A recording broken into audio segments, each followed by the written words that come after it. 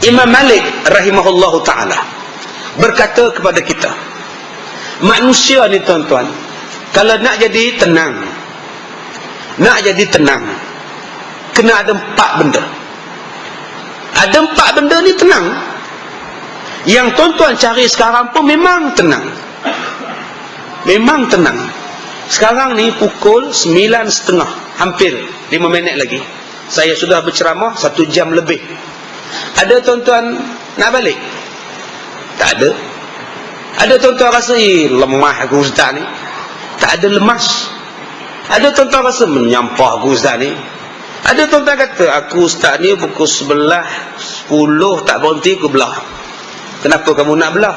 Pukul 11 wrestling, WWE, RAW, Raw. Tak ada tuan-tuan. Sebab apa tak ada? Tuan-tuan ni dengar ceramah punya semangat, pumpang, semangat benar. Kalau sebut neraka, menggeletar. Kalau sebut syurga, seronok. Kalau sebut kubur, takut. Kalau sebut nikmat, gelak. Tapi bila tuan-tuan balik rumah nanti, tuan-tuan ingat balik tak apa yang tuan-tuan dah belajar? Isteri tanya, baru balik bang? Abang nak minum kopi? Nak? Kopi radik? Mai secawan. Tuan-tuan minum saja kopi itu, tuan-tuan lupa lah Ustaz Kazim kata apa. Tadi masa ceramah tadi kau meleleh air mata, cerita pasal anak derhaka, pasal anak teruk lawan mak bapak, meleleh teriak. Kena kopi mai secawan, lupa lah.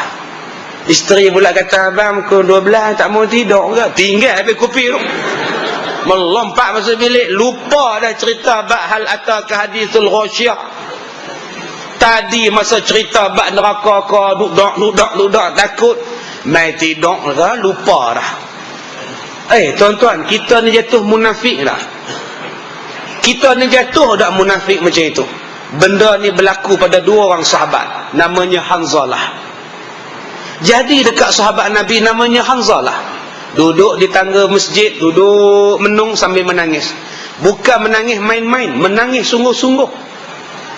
Bila menangis betul-betul, bercucur-cucur air mata ni tuan-tuan, Abu Bakar nampak. Abu Bakar kata, Hanzalah, kenapa menangis? Kata Hanzalah, aku ni munafik. Aku ni munafik. Abu Bakar, kenapa kamu kata kamu munafik? Depan Nabi, bila Nabi cakap, aku dengar baik-baik. Sebut syurga, aku seronok. Sebut neraka, aku takut. Bila sebut kubur, aku takut. Bila sebut mati, aku takut. Aku diam depan Nabi, aku taat depan Nabi. Tapi bila aku balik rumah aku, udah aku lupa yang Nabi cakap. Nengok anak, nengok kurma, nengok isteri, tidur, makan, minum. Aku dah lupa yang Nabi cakap. Depan Nabi lain, belakang Nabi lain. Aku ni munafik. Talam 2 muka. Kata Hanzalah. Kata Abu Bakar, aku pun macam kamu juga. Depan Nabi ya tunduk, balik rumah udah ngadap isteri, udah lupa. Atau kita ni munafik ke Zalah? Entahlah. Jom kita tanya Rasulullah, betulkah kita berdua munafik? Tuan-tuan cuba tengok sahabat-sahabat. Ada masalah, refer Nabi. Ada masalah, refer Nabi. Sekarang ni kita ada masalah, refer siapa? Masalah politik kita orang Melayu sekarang, refer pada siapa? Nak selesaikan kemeluk orang Melayu ni. Masalah politik kita tak habis-habis. Tambah di Perak tu, sak turun kawan ni, sak naik kawan ni, naik turun, pening tuan-tuan. Kenapa tak refer pada Nabi? Tanya hadis Nabi berkaitan politik itu. Selesai mengikut Quran dan hadis. Selesai tuan-tuan. Jangan cakap banyak. Dalam hadis macam ini, ikut Nabi. Dalam Quran macam ini, ikut Quran. Selesai. Selesai tuan-tuan. Ada pertikaian di masjid, pertikaian di surau, masalah Tok Imam tak baca kunut, apa nak buat? Ikut hadis Nabi. Selesai. Ini bertumbuk dengan Tok Imam. Tok Imam tak baca ayat sejadah pagi Jumaat, maki sepanjang jalan. Celaka punya Tok Imam. Kita usaha datang nak semayang sujud sejadah, haram dibuat. Baca alam tarokai je kita dia. Geram no kita dia. Pecat je lah kita dia. Pecat Tok Imam. Yang tu imam tu tak ada nak hafal semalam, nak ngulang lupa, ceramah lama sangat. Balik-balik rumah dah pukul 12 nak tidur. Jadi bacalah, tak mau rujuk pada Nabi, itu yang bergaduh. Cuba rujuk pada Nabi. Apa hukum tak baca? Apa hukum baca? Selesai. Bila sebut saja Nabi, selesai. Itulah yang Nabi buat. Itulah sebab Nabi datang menyelesaikan masalah kita. Tapi bila Nabi letak ke tepi, Quran letak ke tepi, selesaikanlah sendiri. Nak selesaikan dadah, buat pusat, akhirnya dibakarnya pusat, tinggal serenti je. Tak selesai sak dadah sampai sekarang. Cuba kita ikut penyelesaian menggunakan kaedah Islam. Selesai tuan-tuan, senang. Ekonomi cara Islam, senang. Semua babi selesaikan secara Islam, senang. Babi ni tak boleh sebut lembut. Semua babi, tak sedap. Dia kena sebut semua babi, baru sedap tuan-tuan. Tu imam ustaz kita baca doa tadi tu. Tuan-tuan tak faham tu bahasa Arab tu. Termasuk dia minta menyelesaikan masalah wabak khinzir. Oh, patutlah tadi masa semayang doa tadi bunyi zir rupa babi, baru tahu tuan-tuan. Ustaz kita tadi baca doa tolak bala tadi tu. Itu doa minta selesaikan masalah wabak babi. Semua ada jalan penyelesaian. Tapi bila tak nak, serupalah Nabi Muhammad bila Hanzalah datang, bila Abu Bakar datang, dia mengadu masalah. Rasulullah, kami berdua ni munafik ke? Depan Rasulullah kami tunduk je, baik, dengar je, takut je dengar neraka. Bila kami balik ke rumah, udah bila tengok tali besen, tengok kelewon, udah lain. Tengok jangan pandang belakang, udah lupa ya kami mengaji. Kata Rasulullah, itu bukan munafik, itulah tabiat manusia, bukan munafik. Tuan-tuan di masjid pakai serban, pakai jubah, di rumah pakai kain pelekat. Abang munafik, dalam masjid pakai jubah, balik rumah kain pelekat je. Bukan munafik, itu tabiat. Nak tidur suami isteri, pakailah apa benda pun. Abang tak pakai serban, abang apa nak buat? Munafik abang, di masjid jubah, atas katil ni apa pun tak ada.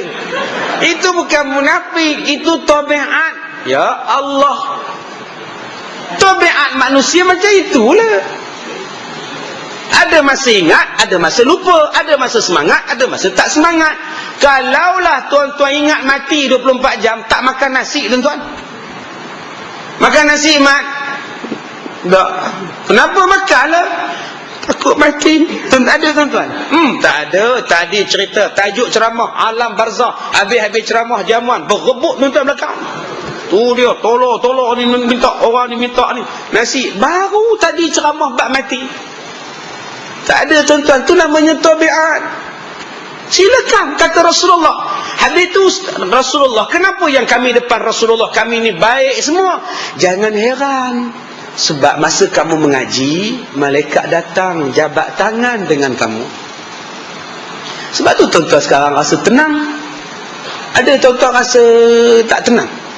Tak tenang, tambah ada aircon pula. Duduk pula buah kipas.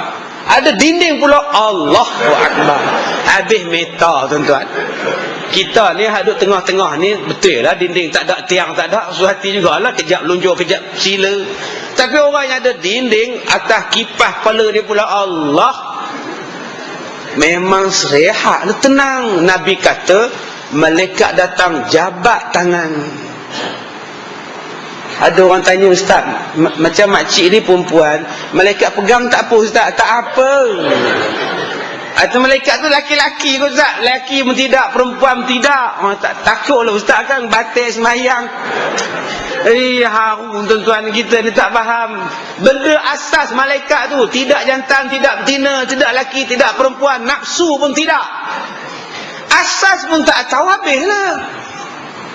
Tu yang kena belajar tu, tambah masjid, kena tambah pengajian. Masjid tuan-tuan kalau boleh tiap-tiap malam, tiap-tiap pagi on jalan, supaya biar masyarakat kita ni mengaji dan mereka tak dakwa jawatan kuasa. Kami tak tahu sebab jawatan kuasa tak buat majlis ilmu. Di hari kiamat besok berapa ramai orang yang jahil. Allah tanya kenapa sembahyang tak betul, kenapa puasa tak betul, kenapa Quran baca tak betul. Dia mesti salahkan kita. Ustaz tak ajar, ustaz tak tegur, EJK tak majak, pengurusi surau tak datang rumah pun. Dia akan cah kita. Sebab tu saya kata tuan-tuan kena buat. Bila tuan-tuan buat, dia tak boleh charge. Saksi ramai. Perempuan saksi, laki-laki saksi, budak-budak saksi, batu batang saksi, pokok-pokok saksi. Dia buat, demo ni saja tak datang. AJK buat, orang ni saja tak nak datang. Jangan salahkan, kita dah buat. Sebab tu tuan-tuan jangan kedekut duit. Setengah orang kedekut duit. Dia kata, ustaz kalau buat ceramah tiap malam, mana nak bayar ustaz? Fikirkan duit. Tuan-tuan, zaman sekarang ni orang Islam tak kedekut duit. Umum je, tuan-tuan, siapa nak sponsor ustaz? Siapa nak sponsor ustaz lah? Siapa nak sponsor ustaz non? Siapa nak sponsor ustaz tak? Berselerak orang bagi ya. Daripada tuan-tuan sponsor Astro setiap bulan, ambil sponsor ustaz. Ini Astro tak kira. Bayar tiap-tiap bulan, padahal tak ada manfaat di hari kiamat. Tapi kalau tuan-tuan taja pengajian, berapa banyak manfaat pada tuan-tuan. Kemudian kata Rasulullah, bila kamu balik, malaikat ikut kamu sepanjang perjalanan. Sampailah kamu dalam rumah, malaikat masuk dalam rumah kamu. Sehinggalah kamu dah makan, dah minum, dah duduk dengan isteri, dengan suami, malaikat pun beredar. Baliklah kepada tabiat kamu, balik sebagai manusia. Sebab tu kita berada dalam keadaan tenang. Tuan-tuan cuba tengok besok sembahyang Jumaat, berapa ramai yang tenang ketika khutbah. Tenang. Tenang. Di rumah pun boleh tidur tuan-tuan, pukul 1:30 boleh tidur. Seksa, tambah ada aircon, tenang, relax. Batal tak sembahyang tu? Batal. Dapat tiang tidur, khutbah berjalan. Batal tak wuduk? Tak batal, sebab papan punggung dia tetap tak bergerak-gerak, duduk dia cekor tu. Tak batal. Bayang, tak payah ambil wuduk, silakan. Yang batal je tuan-tuan tidur, melentang tidur, berguling sana, berguling sini, daripada sini keluar sana tu. Habis-habis sedar, sampai ke tangga dah aku ni. Terus sembahyang. Batal lah sembahyang sebab dah batal wuduk. Tapi kalau tuan-tuan besok hari Jumaat, relax je tidur. Orang kejut, mat, dah habis khutbah, bangun sembahyang. Tak apa. Allahu Akbar. Sah tak sembahyang dia? Tak sah. Sebab tu imam belum angkat takbir. Dia dah angkat dah. Orang dengar, hoi siapa? Tu imam belum lagi. Kawan tidur kan dia sedar pun. Tuan-tuan, yang kita cari sekarang ni tenang. Salah satu tempat yang tenang, inilah tempat dia. Sebab semua orang ada masalah. Ustaz yang ceramah tu pun masalah banyak. Saya ni masalah banyak tuan-tuan. Macam-macam kes. Macam-macam. Tak telefon saya hari ni, saya buka sewa kereta ni, driver saya tak ikut. Bawa kereta ni tuan-tuan daripada Ipoh pukul 8 pagi sampai dekat KLCC tadi pukul 12.45. Telefon tak berhenti bunyi, letih tuan-tuan. Macam-macam masalah. Ustaz, ya, majikan saya tak bayar, tak buat caruman ke BSP lah ustaz. Apa itu? Tu nak tanya ustaz tu macam mana? Itu bukan kerja saya. Nak carum KWSP pun tanya saya, kan pelik tu tuan-tuan. Semua orang salah. Sambil buat kereta nak pakai itu, pakai inilah, pening tuan-tuan. Tapi terpaksa layan juga customer. Kena layan. Itu suami lari, isteri lari, anak lari, macam-macam. Nak buat upah haji le, tanya ustaz macam-macam. Betul ke ustaz kahwin 4? Iyalah. Itu pun nak ditanya. Macam-macam tuan-tuan. Tak tenang. Tuan-tuan tengok gambar anak dalam album, tenang ke? Balik rumah nanti buka album keluarga, buka tengok, ni anak sulung ustaz. Nama panggil apa, nama apa? Nama Johari kata. Yalah, panggil Along. Apa kerja dia? Kerja Along lah. Tak tahulah ustaz. Takut. Kadang orang kerja dia, kadang dia kerja orang. Ada tuan-tuan tenang? Tak ada tenang. Tengok anak nombor 2, tak tenang. Anak nombor 2 nama apa? Rusli. Nampak elok dia. Elok lah. Siang nama Rusli, malam Ros. Gitu pula kata dia. Mana tuan-tuan nak tenang? Udah siang nama Rusli, malam nama Rus. Haru tuan-tuan. Sekarang ni yang jadi macam itu bukan setakat yang tak ada kerja. Saya pernah jumpa orang yang jadi macam tu, cikgu sekolah. Cikgu, mak bapak dia cikgu, datang jumpa saya, ustaz, anak saya pun cikgu. Malam lain, siang lain. Buka almari penuh dengan baju perempuan. Siang cikgu laki-laki.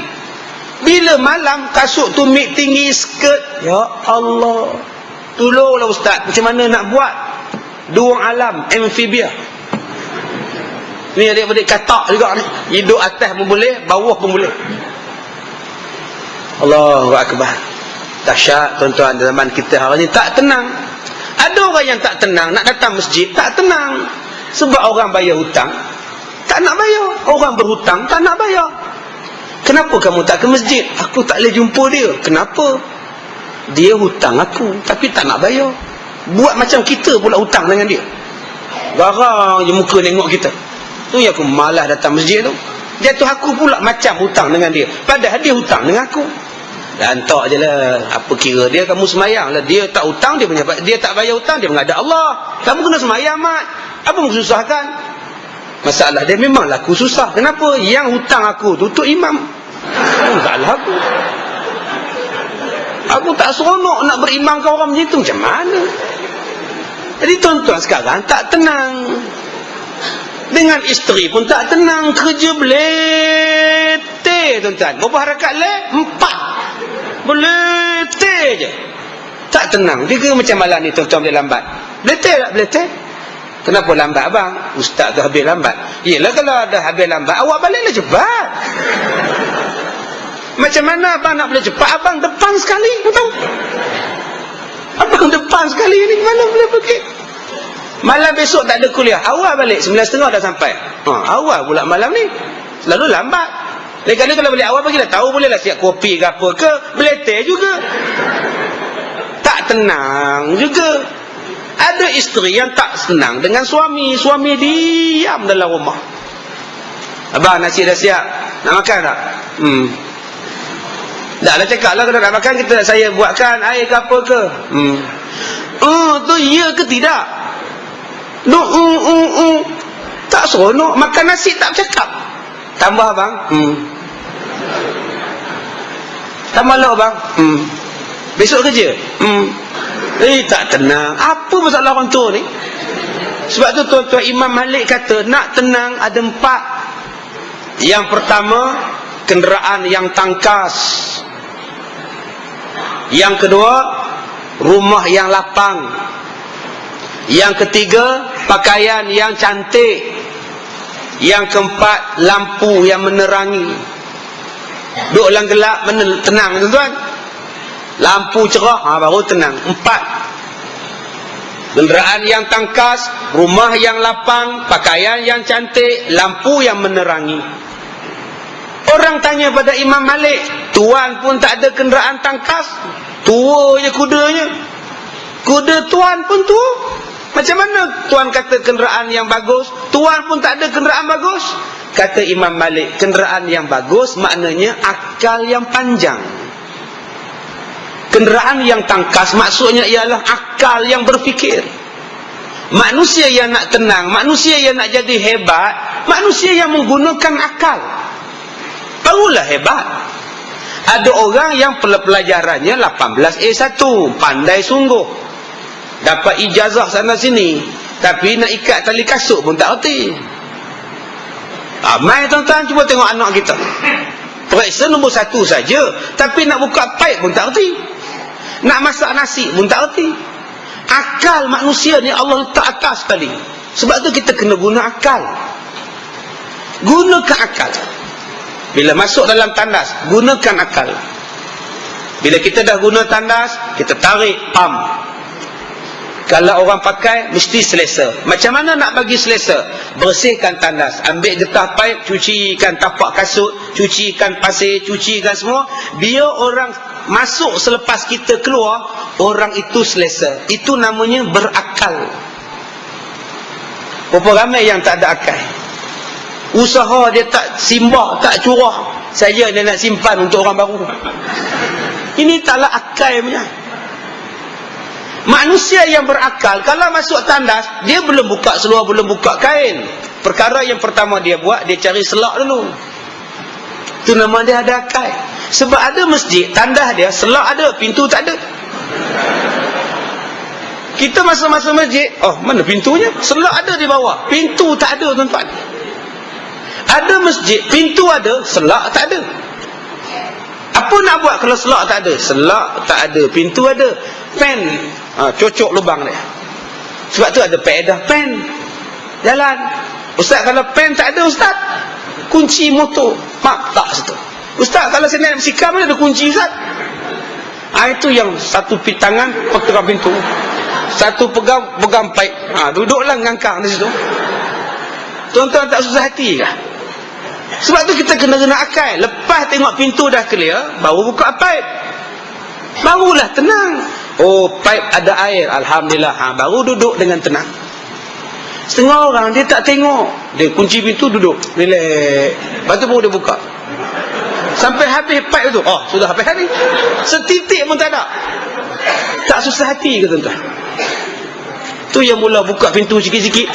Hello, rescue 911. Apa yang penting, kerja sama. Tu penting warna pek tu. Sebab tu kena guna akal. Datang kuasa masjid surau pun guna akal. Kena cek lah selalu. Setengah tak pernah cek, tak pernah cuci. Kalau penggunanya bersih, kalau orang yang mentadbirnya bersih, tandas kita mesti elok. Itulah namanya berakal.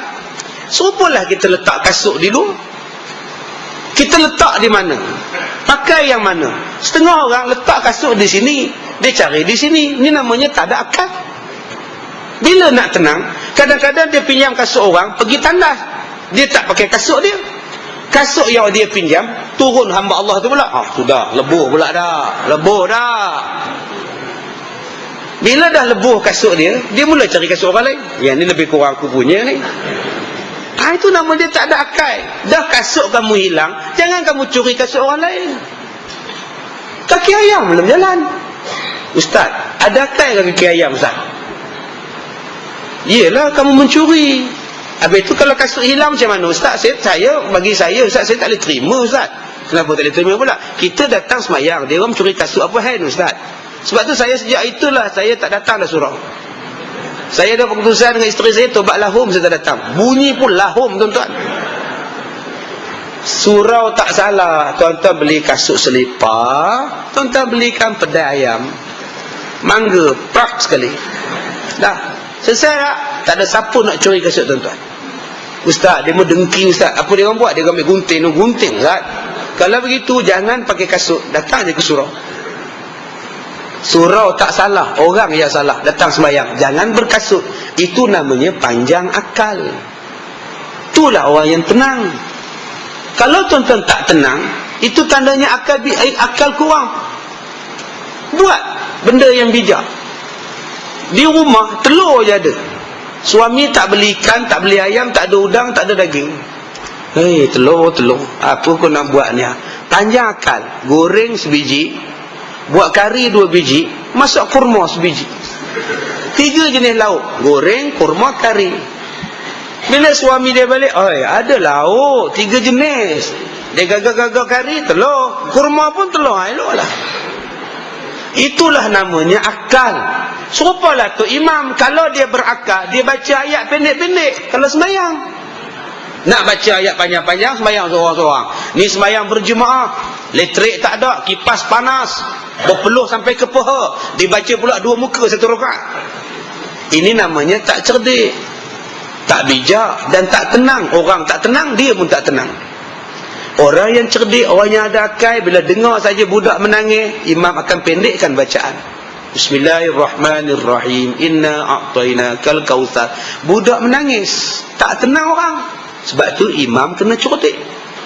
Tapi cerdiknya tolonglah baca Fatihah sampai habis. Bismillahirrahmanirrahim. Alhamdulillah. Mama, Allahu akbar. Dia kena habis Fatihah, lepas tu baca ayat pendek. Dan akak-akak pun bila bawa budak kecil, kalau takut budak-budak datang ke depan, kenalah guna akal. Ikat kaki budak dengan kaki akak. Tak adalah budak tu pergi tarik kain bapak dia depan. Tu namanya akal. Ambil tali, ikat pada kaki akak, ikat pada kaki anak. Tak berjalan ke mana lah budak tu. InsyaAllah. Tu namanya akal. Kalau agak-agak budak tu diam, budak-budak tu bising, apa nak buat? Jenis merangkak ke hulu ke hilir. Guna akal. Ambil beg sekolah, bubuh budak tu dalam beg sekolah. Dan tuan-tuan gendong kat belakang. Allahu Akbar. Nampak kepala je budak tu. Sah semayang. Ada orang buat ke ustaz? Tuan-tuan lah buat. Mulakan dulu. Lama-lama semua orang tak ada merangkak budak dia. Ini budak-budak merangkak duduk depan kita. Kita nak sujud.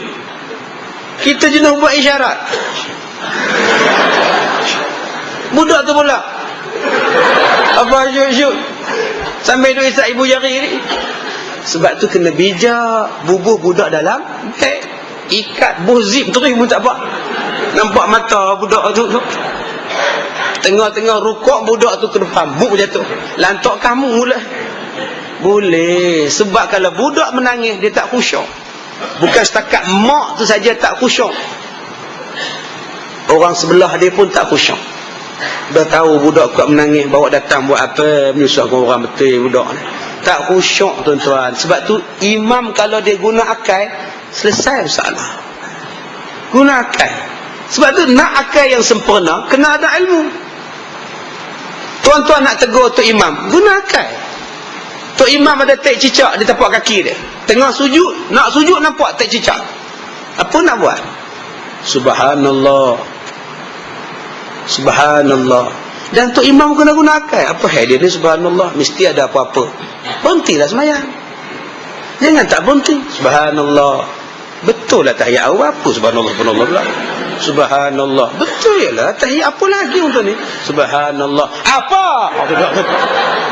Subhanallah, subhanallah. Bergaduh depan tu tuan-tuan. Ni namanya tak cerdik, tak ada akal. Ustaz saya dah bagi subhanallah masa dia baca Fatihah. Dia tak nak juga ustaz. Apa nak buat? Kamu yang belakang kena pergi berjalan pelan-pelan duduk sebelah dia. Sebab itu orang yang di belakang tu imam pun kena guna ada akal. Jangan aku tak tahu apa, aku kerja aku ikut tu imam. Dia tak cicak ke, dia tak apa, aku tak tahu apa. Ni pun tak ada akal. Pergilah ke depan. Bila duduk depan, tu imam tengok sebelah. Itu tandanya ada tak betul. Berhentilah semayang. Itulah cara dia. Jangan dia pun tak ada akal. Apa ni? Setengah tu imam dia ada akal. Oh, batal dah aku ni. Betul dah batal tu. Kira betul dah. Dia ambil mic pula. Pergi bubuh kat tu imam. Tolong jadi imam.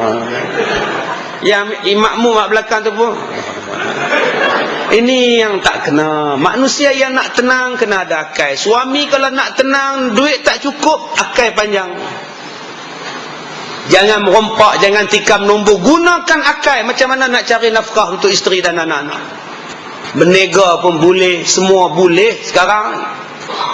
Menghadapi kemarau yang panjang, rumput habis kering, Allah bagi akal. Pakaikan spek mata pada lembu warna hijau. Letakkan rumput kering, pakai spek hijau. Dia tengok hijau, ngap dia makan. Itulah namanya ada akal.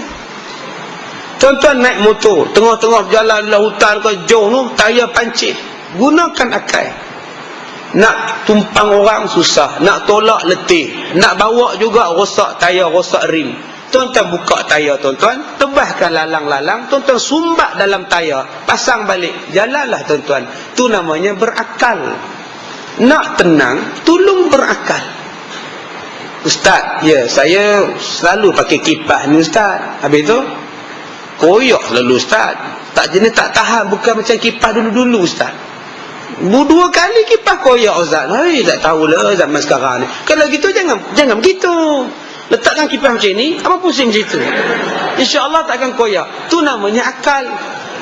Ustaz dah 2 minggu tak hujan ustaz. Panas sangat-sangat ustaz. Tak tahulah pasang kipas tak sejuk, aircon pula rosak. Gunakan akal. Abang ambil toto, tidur depan peti ais. Buka peti ais tidur, relax je tuan-tuan. InsyaAllah. Tu nama dia akal. Di samping dia akan menambahkan bil elektrik tuan-tuan. Manusia yang kedua, kata Imam Malik, nak jadi hebat kena ada rumah yang lapang. Orang tanya pada Imam Malik, rumah tuan pun kecil. Tuan kata apa?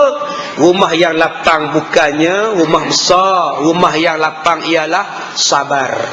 Manusia nak tenang, sabar. Kalau tuan-tuan sakit, sabar. Allah naik darjah, Allah hapuskan dosa, Allah berikan pahala. Cara nak sabar macam mana? Kena ada ingat ada orang lain lebih sakit daripada tuan-tuan, maka tuan-tuan akan jadi tenang. Mak tak boleh makan, makan muntah. Okeylah mak, orang sebelah tu mak makan langsung tak muntah-muntah mak. Kembung berak pun tidak okeylah mak tu okeylah, baru tenang. Saya dah tak ada jari kaki ustaz, kena potong, baru jari kaki. Kawan kita tu kaki tak ada, tu nama dia sabar. Sabar atas ketentuan. Bila kita sabar, kita tenang. Ada masalah, mesti ada jalan penyelesaian. Saya cakap pada tuan-tuan, baru ni saya cakap dengan nurse Kolej Kejururawatan, nurse. Tuan-tuan sebagai nurse, tuan-tuan kena menyabarkan penyakit, menyabarkan pesakit. Jangan tuan-tuan menambah beratkan pesakit. Jangan bila ziarah pesakit pegang kaki pesakit. Dah sejuk ya. Jangan pegang tengok jam, pegang tengok pesakit tu pun tengok. Jangan, Nabi tak bagi. Jangan tuan-tuan tengok dia makan tak betul apa semua tak betul, tuan-tuan tengok dia. Jangan cakap pada dia, arwah Haji Dolah macam ni lah sakit orang tu. Tuan-tuan sebut arwah pula, Allahu Akbar. Jangan, sabarkan dia. Allah, kamu ni orang muda, setakat patah riuk ni biasalah. Sabar bro, sabar bro. Lain kali kamu jangan buat wili je, wikang, apa kamu buat. Bagi dia sabar. Jangan sebut patah macam ni tak boleh baik dah ni, kumam-kumam 40 tahun macam ni. Jangan, sabarkan. Termasuklah kita buat dalam bilik orang bersalin. Sabarkan makcik-makcik yang bersalin, akak-akak yang bersalin. Kadang-kadang orang perempuan ni selalu mudah bersalin, atas troli pun dia bersalin. Turun ambulan beranak depan orang ramai. Ya Allah, pakak tengok ramai, orang pun ramai tengok, buat kecemasan. Menangis dalam bilik. Malu makcik, ramai orang tengok. Yang perut ni pun tak sempat-sempat nak beranak. Tunggulah dalam bilik dulu. Sabarlah makcik. Yang tahun lepas lagi teruk makcik, depan pintu pagar dia beranaknya makcik, lagi ramai orang tengok. Makcik tak apa juga atas troli. Yang tahun lepas pun makcik juga. Tahun lepas depan pagar, sekarang atas troli. Kena sabar tuan-tuan. Ni masalah tak sabar. Setengah orang tak sabar, kena tegur, marah. Ustaz tegur, marah. Tok Imam tegur, marah. Jangan marah, sabar. Orang Arab kasar-kasar, tetapi kalau tuan-tuan tegur orang Arab, dia menerima. Orang Melayu lembut-lembut, tapi kalau kena tegur, jangan tuan-tuan, dibakarnya Quran. Tu di Kedah tu bakar satu raga Quran. Kena tegur je. Baca tak betul tu, dia ambil Quran dibakar je. Tinggal satu je tak terbakar lagi. Orang Arab kasar-kasar, ganas-ganas, sombong-sombong orang Arab. Tapi bila kita baca ayat Quran pada dia, dia tunduk. Orang Melayu semua lembut-lembut. Assalamualaikum, bye-bye, singgahlah dulu, makanlah dulu, apa khabar, baik sungguh tuan-tuan. Tapi kalau kita tegur dia, haram tu kak, haram, tak ada yang halal. Bila kita baca ayat Quran, innallah, tu ayat Quran je, ayat lain tak ada dah baca. Itu dasar kita. Ini orang yang tak sabar. Bila kena tegur lari, bila kena nasihat lari. Jangan. Manusia yang nak tenang ialah manusia sabar. Tuan-tuan kena fitnah, sabar. Tuan-tuan kena ngumpat, sabar. Tuan-tuan miskin, sabar. Tuan-tuan kaya pun sabar. Allah akan bagi tenang pada tuan-tuan. Yang ketiganya manusia yang boleh jadi tenang itu apa? Yang ketiganya manusia yang mempunyai pakaian yang cantik. Tenanglah dia, hebatlah dia. Kata Imam Malik, pakaian yang cantik bukannya pakaian cantik-cantik lawa-lawa. Pakaian yang cantik ialah akhlak. Manusia yang mulia, manusia yang hebat ialah manusia berakhlak. Tuan-tuan ni, anak dara tuan-tuan cantik macam mana pun, kalau tak ada akhlak, tak cantik tuan-tuan. Kita ni berjubah, berserban, tapi kalau tak ada akhlak, tak segak tuan-tuan. Akhlak penting. Yang menilai manusia dinilai pada akhlak. Dan akhlak tak boleh buat-buat. Akhlak penting. Dalam rumah Allah akhlak. Tuan-tuan ni masjid, tingkat naku belakang tingkat tu pun ada. Berapa banyak orang yang tak berakhlak dalam masjid. Dibukanya tingkap, diludah ya. Daripada dalam masjid. Melekat air liur dengan kahak tengah-tengah tingkat naku. Ni tak berakhlak. Setengah orang dia tak buang kot tingkap. Dia selak saja kapek masjid. Ludah tak balik. Dia tengok pula tu si ada tidak? Jahatnya, tidak ada akhlak. Ini tidak ada akhlak. Dengan Tuhan kena ada akhlak. Semayang tutup aurat elok-elok, baju cantik-cantik, akhlak. Ini baju pun tak pakai, kain pelekat saja. Di masjid baju Melayu, di rumah kain pelekat saja. Atas ni kan, Allahu Akbar, panah penuh. Tengah semayang duk garu panah, serbuk panah duk terbang. Ni nama dia tidak berakhlak. Jaga-jaga tuan-tuan. Ustaz macam suami akak, alhamdulillah lah ustaz kan. Di masjid pun berjubah tak tahu. Di rumah pun berjubah, alhamdulillah lah dapat kan. Tu akak rasa bertuah lah kan. Dapat dia sejak balik umrah ni lagi lah. Baiklah ustaz. Celak tak pernah tinggal. Tak payah nak angkat mata pun tak boleh, berat celak. Dia kalau tak pergi masjid pun dia mayang di rumah pun jubah ustaz. Ronok lah. Oi, tuan-tuan ingat jubah semua betul ke? Ni butang apa muda ni. Tak pakai butang. Cuba tuan-tuan tengok jubah ni. Dia punya sampai ke pusat ni panjang butang ni. Bila tuan-tuan pakai jubah, tak berbutang baju. Kain pelekat tak pakai. Seluar jeruk dalam tak pakai. Seluar spender pun tak pakai. Bila tuan-tuan rukuk, tuan-tuan nampak apa? Tuan-tuan nampak tak? Tengok isteri dia tak faham, dia tak nasihat suami dia. Dia tengok dekat pintu, baiknya laki aku. Mak tengok apa? Ayah hang alim. Mak cadang nak masak bubur kacang petang ni. Pak pakai jubah, yang pak semayang tak sah. Pasal nampak aurat. Pasal tak pakai baju. Tak pakai butang saja. Tak butang aja tuan-tuan baju. Bila dia rukuk, dia nampak apa? Dia pun nampak. Pasal macam pernah tengok tapi di mana ya? Tak sah lah semayang dia. Walaupun dia berjubah, sebenarnya dia tak berakhlak. Habis itu ustaz, saya kain pelekat tak ada, seluar jeruk pun tak ada ustaz. Macam mana saya nak pakai? Butang pun tak ada ustaz. Ambil tali rapia, ikat di pinggang. Ambil tali pinggang, ikat di pinggang. Tutup aurat, semayanglah. Walaupun tidak berbutang, sah. Ni tuan-tuan yang datang malam ni baju Melayu, ramai tak ada butang. Lagi rukuk orang nampak. Ustaz, kalau orang tak nampak ustaz, walaupun orang tak nampak, tetap tak sah. Sebab tak menutup aurat. Jangan tuan-tuan duk kira halal.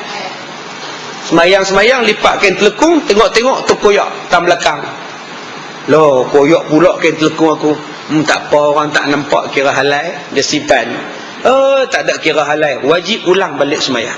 Tolong berakhlak. Bukan setakat berakhlak dengan Tuhan, berakhlak dengan Nabi. Sebab tu bila sebut Nabi Muhammad sallallahu alaihi wasallam, dan kena jawab sallallahu alaihi wasallam, tak boleh disebut Nabi dengan Muhammad. Tak berakhlak nama dia.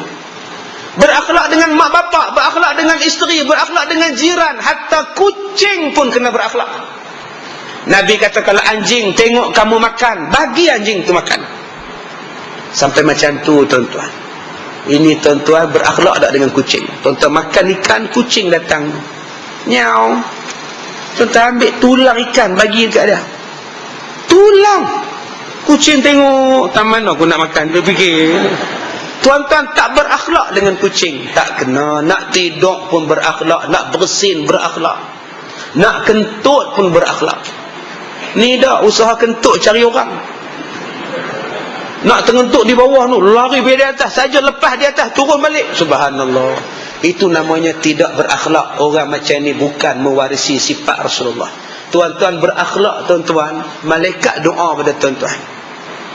Malaikat doa sebab kita berakhlak. Nak korek hidung pun kena berakhlak. Kalau anak dara korek hidung, muka lawa pun, tapi kalau korek hidung depan orang ramai, tak berakhlak. Hilang anak jari ni. Ni dalam hidung. Punya dalam ni, habis ni. Tak berakhlak. Cuba berakhlak sikit-sikit tuan-tuan. Jangan tak berakhlak sangat-sangat ni, huduk sangat. Manusia ni kalau cantik macam mana pun tak berakhlak, tak lawa. Manusia ni kalau tak lawa tapi berakhlak, cantik sangat. Yang terakhir tuan-tuan, kata Imam Malik, manusia ni akan dapat tenang, manusia akan jadi hebat bila ada lampu yang menerangi. Apa maksud lampu menerangi? Kata Imam Malik, lampu menerangi ialah ilmu. Nak jadi hebat, nak jadi tenang, ada ilmu. Bila tuan-tuan ada ilmu, senanglah. Pakai serban, ada pahala. Tapi syarat, mesti ada. Bagaimana nak pakai serban, ada dapat pahala? Ilmu. Tuan-tuan nak pakai cincin, bagaimana nak pakai cincin dapat pahala? Adakah pakai cincin di sini saja dapat pahala? Di mana jari yang pakai dapat pahala cincin? Macam Rasulullah pakai, kena ada ilmu. Jangan tuan-tuan main balon saja. Sekarang 5 ni, 1 jari 3 cincin, 10 jari. Tu dia.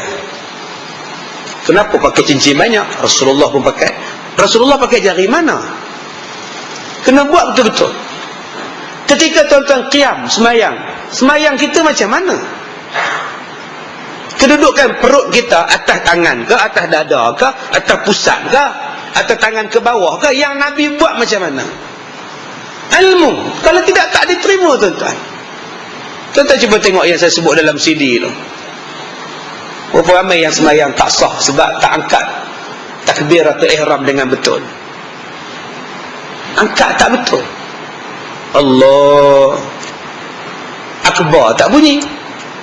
Ada yang panjang Allahu Akbar, panjang pula, tak sah semayang. Ini selalunya yang saluran satu. Saluran satu punya orang teka-teka nak angkat takbir ni, Allah, pom-pom tak sah. Ada yang panjangkan bar, Allahu Akbar. Habis-habis semayang dia tanya, macam Imam Mekah tak? Belah otak kamu, Imam Mekah mana ada macam itu? Haru tuan-tuan. Ada yang angkat takbir langsung tak bunyi. Yang tu lagi sempoi. Seli fardu maghrib. Tak bunyi apa? Tak ada bunyi. Tu maji-maji yang angkat takbir, yang dah tukar bunyi huruf. Allahu Akbar.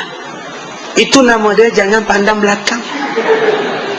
Jangan pandang belakang. Mana boleh Allah. Bukan Allah. Bismillahirrahmanirrahim. Apa baca macam itu? Kelewat. Teruk pula. Yang batuk, takbiratul ihram batuk, Allah. Siap terlangkah hak lagi. Besok pagi subuh, Allah Akbar. Menguat, mana nak sah semayang? Mengaji rajin, apa semua rajin, ilmu tak ada. Habis dah tuan-tuan. Ni tadarus tuan-tuan, nak tadarus bulan Ramadan. Tolong belajar tajwid balik, berkemas. Ini main lintang pukang baca ni. Bila orang tegur lari. Asal lari tegur. Satu grup 5 orang, bila tu imam tegur, salah tu, tak betul tu. 2 malam je dia tahan. Masuk malam ketiga tu, penjuru belakang, seorang dia tadarus. Kita pun tanya dia, kenapa seorang, kenapa tak masuk geng? Kita ada geng kita. Penggembaraan bermula, geng. Upin dan Ipin, betul. Kenapa je kamu semayang seorang-seorang? Kenapa kamu baca Quran seorang-seorang? Kan kita ada geng kita. Tak naklah aku. Asyik aku baca je salah. Aku buka mulut je salah. Demo je betul. Baik aku baca seorang, semua betul. Senang. Betul. Duduklah 2 orang di situ. Adik-beradik Upin dan Ipin. Tujuan tadarus untuk membetulkan. Bila tak betul, kena tegur. Bila kena tegur, janganlah merajuk. Ada setengah orang bila tak ada nama, dihalaunya orang tadarus. Kamu bila masuk tadarus ni? Baru tadi. Kita dah 3 malam dah. Tak boleh masuk ke? Bukan tak boleh, boleh. Tapi tak dapatlah kan pelekat. Sebab peruntukan jawatan kuasa peruntukan 50 orang je. Untuk 50 like yang pelekat, kamu masuk dari 51. Kamu tak dapat tau. La ilaha illallah. Pening kepala tak tuan-tuan? Pening. Ni tuan-tuan nak puasa nanti, berapa ramai yang bila buka puasa doa panjang-panjang jela. Yang bila dah bang Allahu Akbar, Allahu Akbar, makan je lah. Al-Fatihah, A'udzubillahi minasyaitanirrajim, bismillah. Siapa suruh baca Fatihah ni? Makan je lah, bismillah, makan. Bismillahirrahmanirrahim, alhamdulillah. Siap pejam mata tu, alhamdulillahirrahmanirrahim. Ni tak ada ilmu.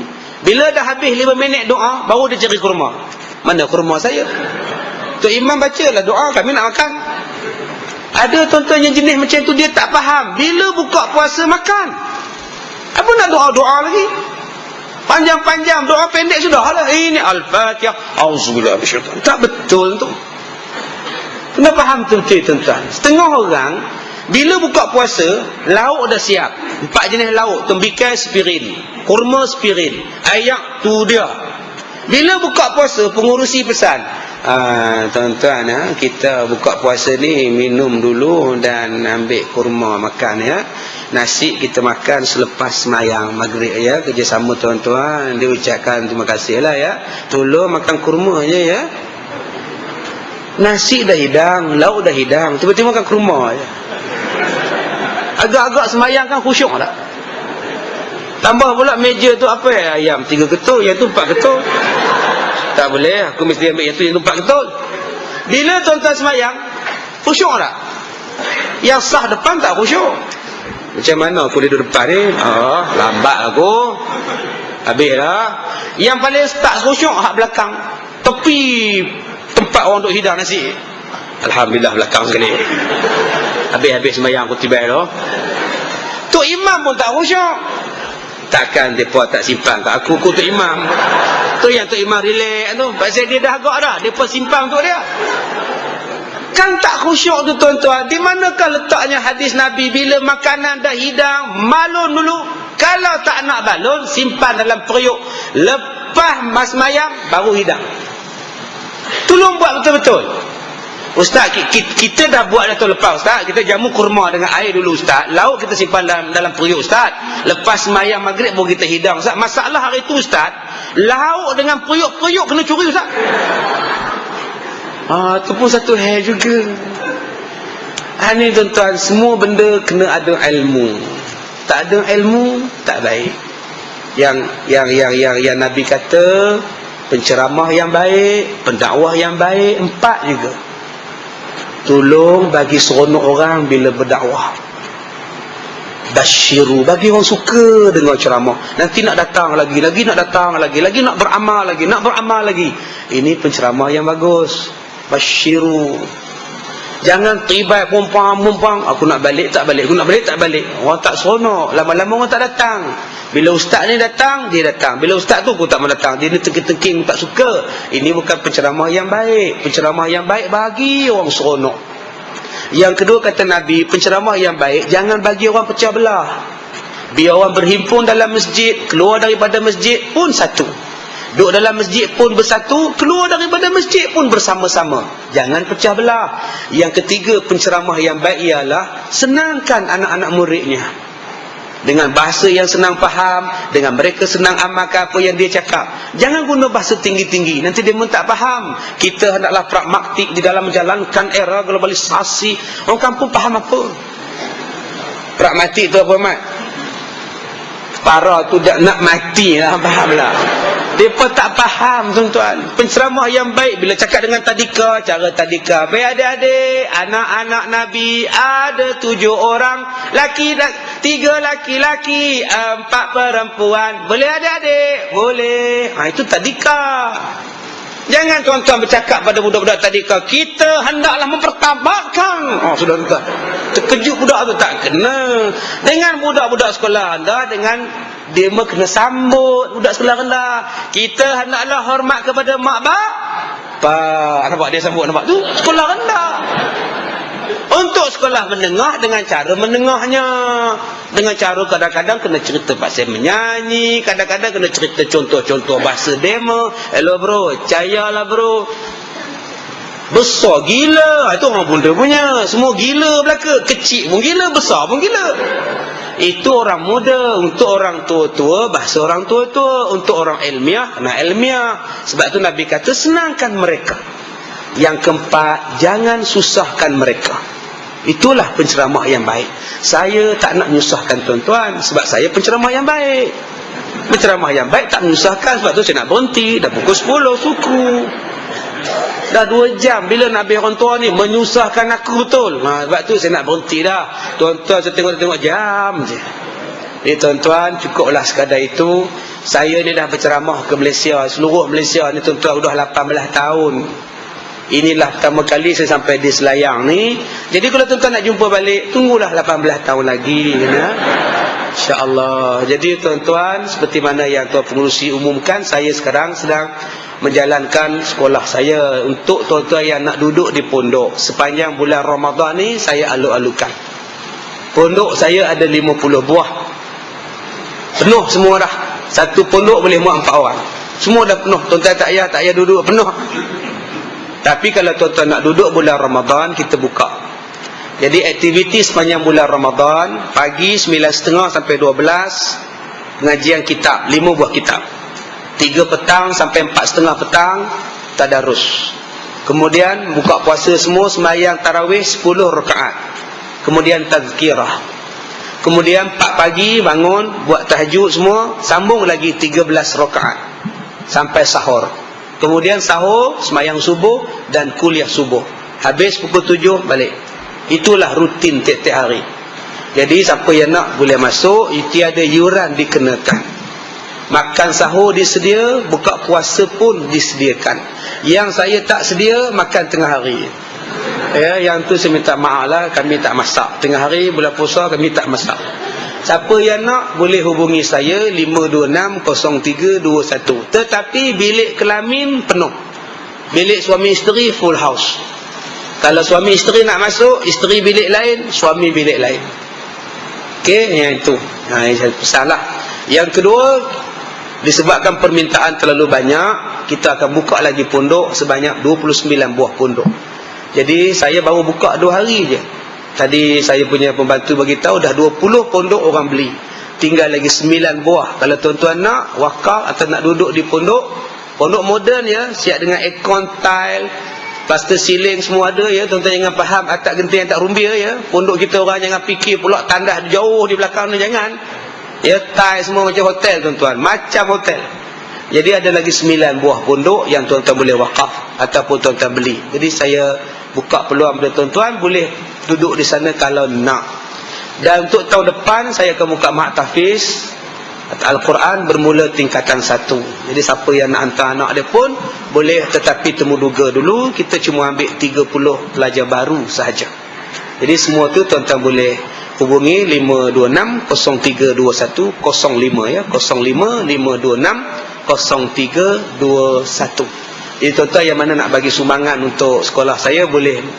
Saya tak minta derma, saya jual barang untuk sekolah Al-Syafi yang telah dibaca Quran 30 juzuk untuk perubatan, CD-CD perubatan, doa-doa yang saya buat dan kismis yang telah dibacakan doa, tuan-tuan boleh ambil di luar selepas sembahyang nanti. Saya rasa sekadar itu saja tuan-tuan. Kita jumpa lagi besok tu Haji. Besok ya. Orang perempuan boleh ke sembahyang Jumaat? Orang boleh sembahyang Jumaat ke? Oh tak ada ya. Ya, besok tuan-tuan tazkirah Jumaat dan khutbah Jumaat. Saya minta maaf jika terkasar bahasa. Wabillahi taufiq wal hidayah. Assalamualaikum warahmatullahi wabarakatuh.